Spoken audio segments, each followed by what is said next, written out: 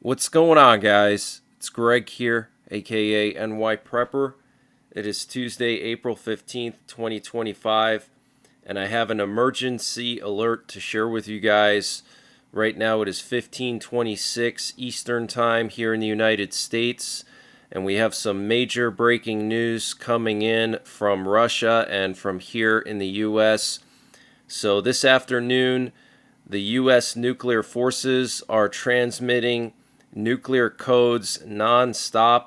We've heard over 20 emergency action messages in the last 2 hours, and most of them are of 118 characters, which is extremely unusual for a nuclear code. Typically, they're only like 30 characters. So over 118 character nuclear codes transmitted just in the last hour. And I'm following it all in the live stream, so tune in over there if you want live coverage.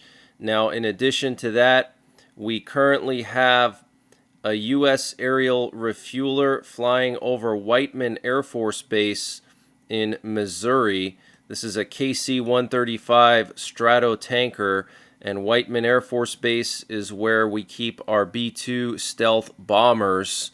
Okay, so some kind of aerial refueling going on over Whiteman Air Force Base. We also have this Cobra Ball airborne over North Dakota, and these planes are responsible for detecting and tracking missiles. Okay, now also we have a U.S. B-52 nuclear bomber airborne over Louisiana. Okay, so our nuclear forces are on very, very high alert. And so this aerial refueler flying over Whiteman means that there's probably stealth bombers airborne right now, and then the B-52 is airborne right now, and then a missile detecting and tracking plane is airborne right now. And last night we also had an aerial refueler, a KC-135, flying very low over Whiteman Air Force Base again. Okay, so something's going on here. We have aerial refuelers flying over Whiteman Air Force Base yesterday and today. Okay, so that means stealth bombers are airborne. And yesterday we also had a lot of reconnaissance over the Gulf of America. We had RC-135 Rivet Joint, which is a recon plane flying parallel to Cuba in the northern Gulf. So that plane was looking down into the Gulf of America, a recon plane, okay? And we have some very concerning information coming out of Russia. So over the last 24 hours, there were 4 Russian Doomsday messages transmitted on the Russian buzzer, which is one of Russia's primary nuclear war frequencies. So I want to play a sample of these messages, but this is very rare for Russia to transmit 4 of these in a 24-hour period. Typically, you'll hear them maybe once every second day, or every 2 or 3 days, just one message. And we had 4 in the last 24 hours. These are messages similar to our emergency action messages. They give targeting information and arming codes to Russia's nuclear and strategic forces. So what's interesting too is the timing, okay? We have 4 Russian Doomsday messages in 24 hours. And now we have U.S. nuclear forces transmitting back-to-back emergency action messages, nuclear codes, which are our nuclear forces. So let me just play a sample of this for you.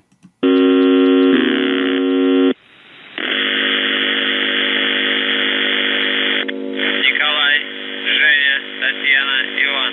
Николай, Женя, Татьяна, Иван.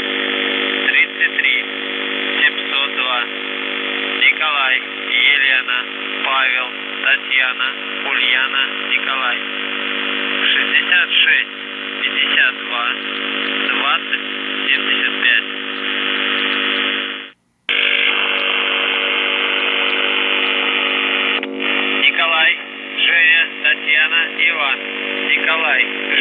Татьяна, Иван. 82 361. Татьяна, Иван, Михаил, Ульяна, Семен. 11 62 56 85.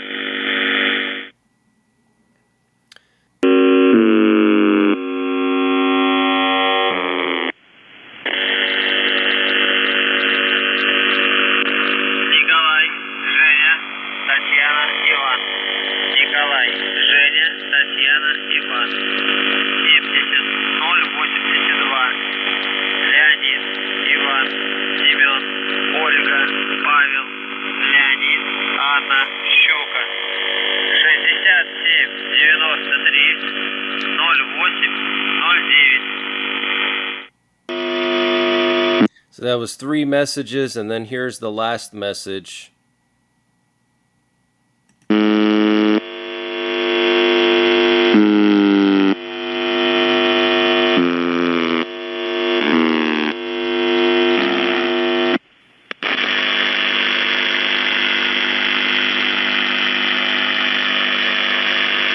Николай, Женя, Татьяна, Иван. Николай, Женя, Татьяна, Иван. 62 465. Николай, Ульяна, Татьяна, Ольга, Борис, Анна, Константин, Семен. 78 17 92. So very, very concerning. Now, in addition to that, we may have had a U.S. C-17 move nuclear weapons from the U.S. to Europe. What you're looking at here is the flight path of a C-17 Globemaster. This is a U.S. military transport plane, and it took off from Kirtland Air Force Base in New Mexico, which is known to store B-61 nuclear gravity bombs, and it went all the way to Germany. Okay, so this is extremely serious, guys. The U.S. could be moving B-61s now to Europe. And speaking of Europe, all of the nuclear codes being transmitted this afternoon by the U.S. are being transmitted in Europe, because my radio station in my compound here is not picking up these messages as good as some radio stations in Europe. So that is very concerning. It means that something is brewing in the European region, maybe the Middle East, okay? And I want to just update you guys on the situation in Iran. So the White House special envoy said last night in an interview with Sean Hannity that the conversation will now focus on verification of the Iranian nuclear program and not on dismantling their nuclear program, which is a huge shift. So we'll have to wait and see what happens. And the U.S. president blamed the Ukrainian president for starting the war in Ukraine. He said yesterday, listen, when you start a war, you got to know you can win a war. You don't start a war against somebody that's 20 times your size and then hope that people give you some missiles. Wow. And NORAD, that's North American Aerospace Defense Command, tracked and detected several Russian military aircraft operating inside the Alaskan Air Defense Identification Zone yesterday on April 14th. Wow, so the Russians are sending bombers to Alaska again. And the timing is interesting considering all of the Russian Doomsday messages, and then today all of the U.S. nuclear codes.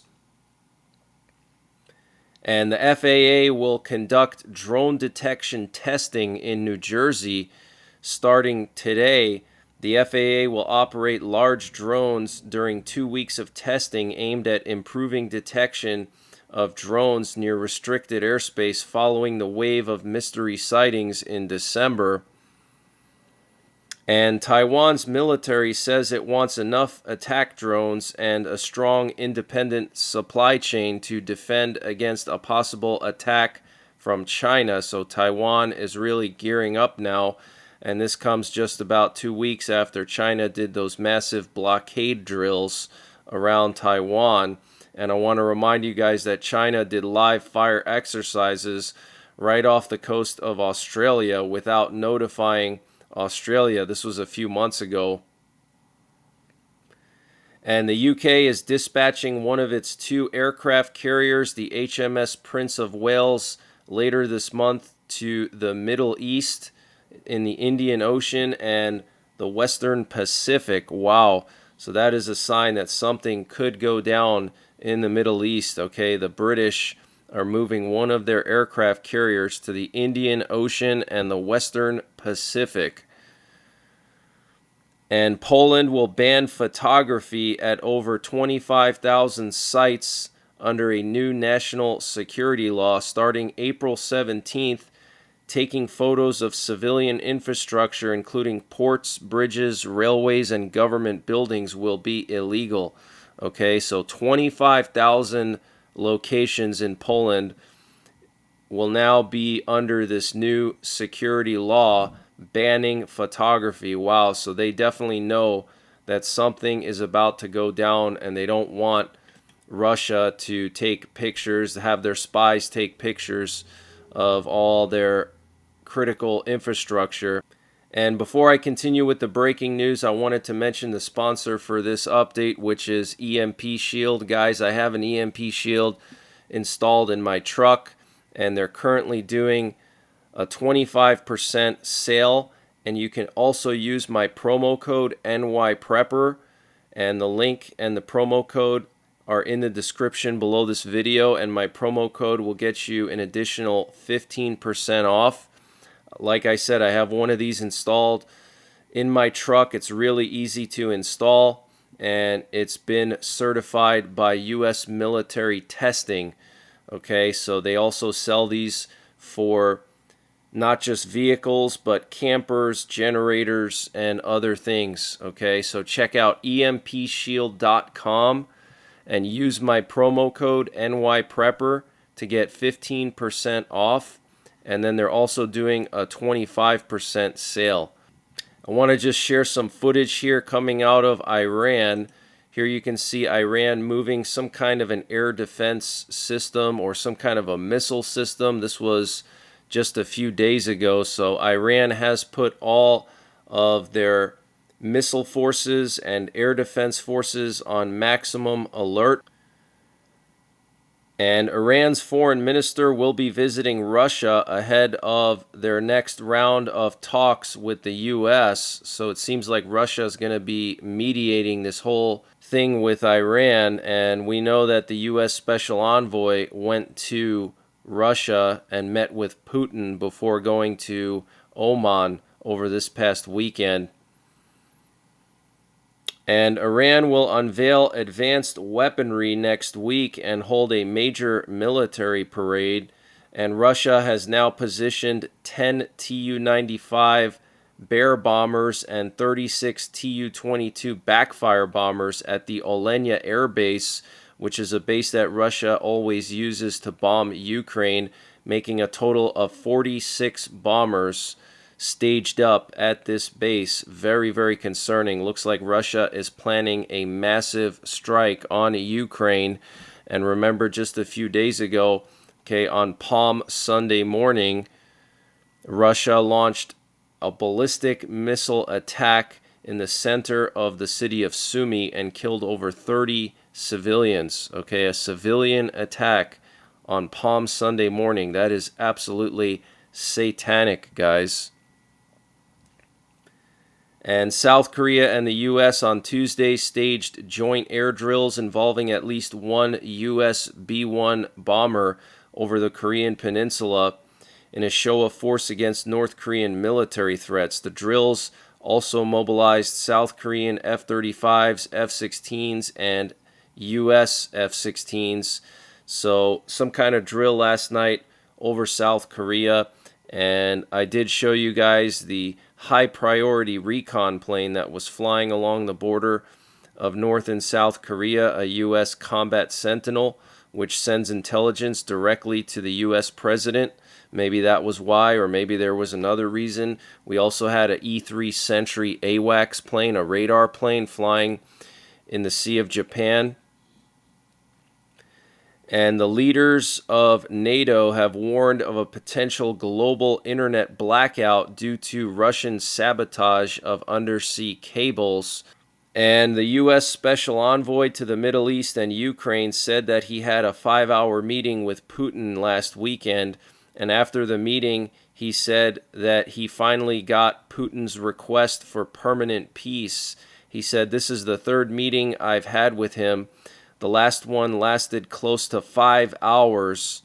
Wow, absolutely insane. Towards the end, we finally got to it. What Putin wants is a permanent peace. So beyond the ceasefire, we got an answer to that." And the U.S. Special Envoy also said that an emerging peace deal could reshape U.S.-Russia relations and global stability. Okay, this is all on Fox News last night. This peace deal is about the 5 territories, but there's so much more. Security protocols, NATO, Article 5. It's complex, but we might be on the verge of something very important for the world. There's also potential to reshape the U.S.-Russia relationship through commercial partnerships that bring real stability. Wow. So this is absolutely insane. It seems like the U.S. Special Envoy just can't get enough of Putin.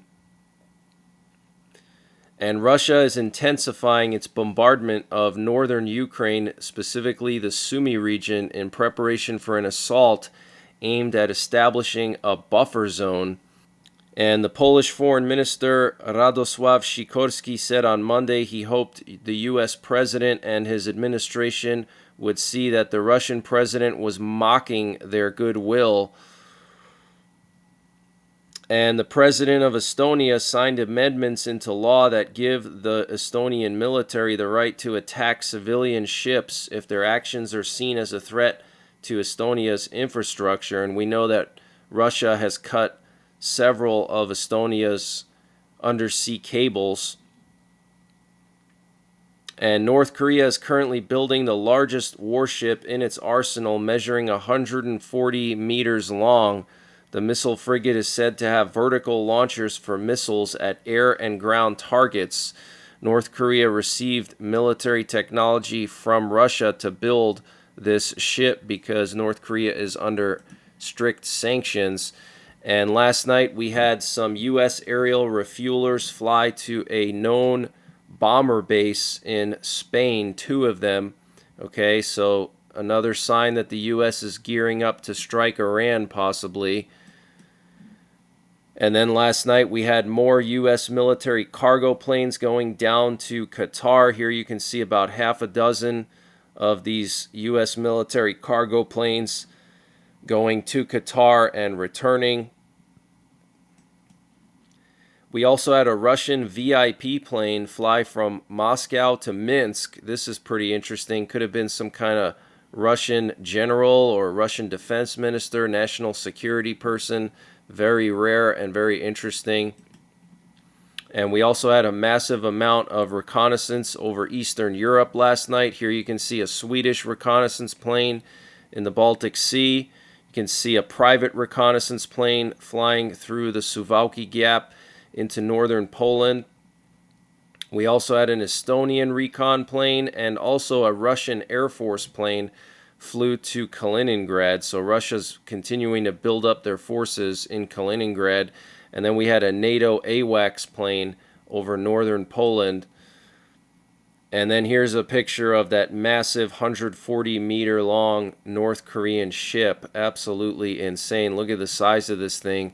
You can see the 2 yellow container cranes here and how much larger this ship is compared to those cranes.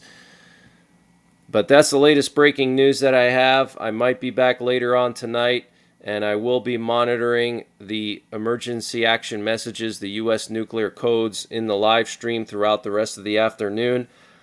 I want to encourage you guys to go to my Patreon and sign up and join my Patreon because YouTube has been shadow banning these videos. That's why I haven't posted a video update in a week, because it's really not worth my time to post a video if it's going to get 50% of the views that it normally would. And my channel has almost doubled its subscriber base in the last 2 months, yet somehow my videos are down like 50%.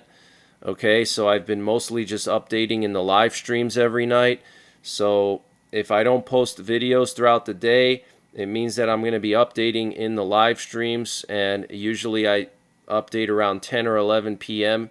Eastern time in the live streams. I'm sorry that I have to do that, but you can thank YouTube for all this craziness with the shadow banning. I may start posting a lot of these updates on Patreon. It's $3 a month, and you get access to all these updates with no advertisements at all. So until the next time, and until later on tonight, take care, God bless, and don't forget the 3 Ps: prepare, practice, and persevere.